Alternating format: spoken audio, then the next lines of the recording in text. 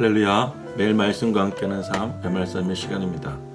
오늘은 레위기 4장 27절에서 31절 말씀을 묵상하겠습니다.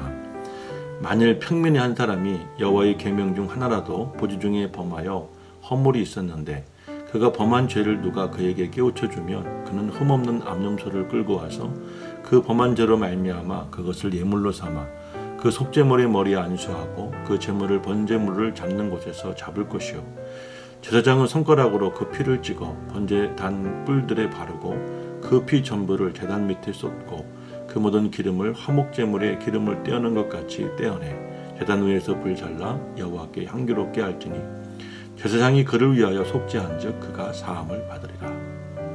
어제는 하나님의 백성으로서 다른 사람을 용서할 때 용서하는 방법으로서 이 임산부가 태 속에 그 아이를 대하는 그 마음과 감정으로 용서하는 긍휼에 근거하여 해야 된다고 말씀드렸습니다. 그렇다고 해서 용서할 때 무작정 의무감에 의해서 행한다면 그 용서는 진정한 용서가 될 수가 없죠.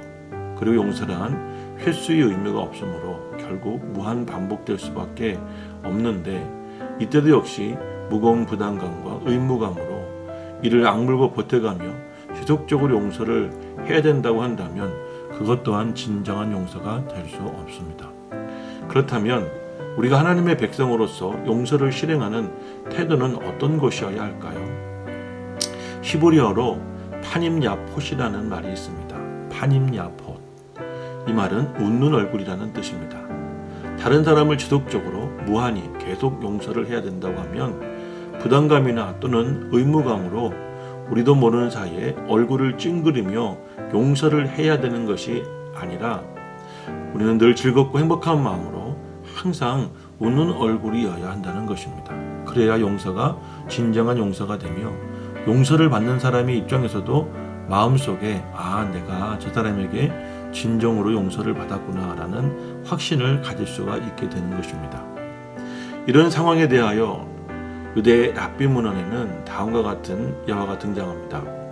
가라는 사람이 나라는 친구에게 하루는 찾아와서 낫을 빌려달라고 했습니다. 하지만 나라는 친구는 가에게 나는 자네에게 낫을 못 빌려주겠네 라고 대답하며 돌려보냈습니다. 그런데 다음날 이번에는 나라는 친구가 또 가라는 친구를 찾아가서 곡괭이를 빌려달라고 했습니다. 그런데 이 상황에서 만약 가라는 친구가 대답하기를 자네가 어제 내가 낫을 빌려주지 않았으므로 나도 곡괭이를 빌려주지 않겠네 라고 말한다면 그것은 보복이 되고, 그리고 만약 자네가 어제 내가 낫을 빌려주지 않았지만 그래도 나는 자네에게 곡괭이를 빌려주겠네, 왜냐하면 나는 자네와 같은 사람이 아니라는 것을 보여주기 위해서라네 라고 말한다면 그것은 경멸이 된다는 겁니다. 그렇다면 어떻게 해야 될까요? 가라는 사람은 어제 일을 모두 깨끗이 잃어버리고 나가 찾아왔을 때 만면에 활짝 웃음을 띠며 이렇게 얘기를 하라는 겁니다. 자네가 원하는 곡괭이가 여기에 있네. 그러면서 곡괭이를 흔쾌히 내어줄 수 있어야 합니다. 심지어 10번을 찾아와서 용서를 구하고 또 곡괭이를 구해도 웃는 얼굴이야 하고 100번을 찾아와도 늘 웃는 얼굴이야 한다는 것입니다. 아침에 찾아와도 웃는 얼굴, 그리고 저녁에 찾아와도 웃는 얼굴, 심지어 가족과 함께 모두 잠든 새벽에 찾아와도 웃는 얼굴로 맞을 수 있어야 한다는 것이죠.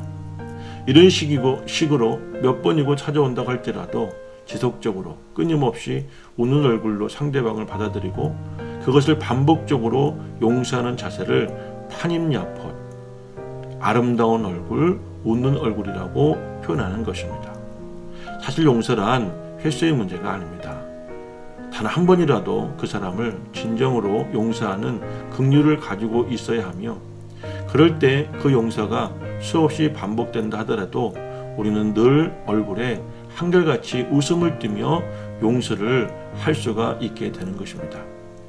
이런 이유들을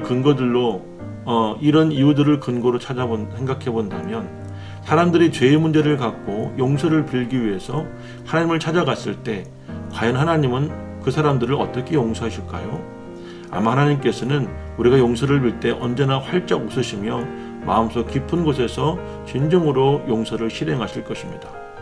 그러므로 죄를 지은 사람도 하나님 앞에 담대히 나가는 것이 필요하고, 더불어 그런 하나님을 믿고 또 하나님을 배우고 또 하나님 뜻대로 살고자 하는 하나님의 사람들은 다른 사람들이 우리를 찾아와 용서를 구할 때 우리도 하나님처럼 웃는 얼굴로 용서할 수 있어야 하겠습니다.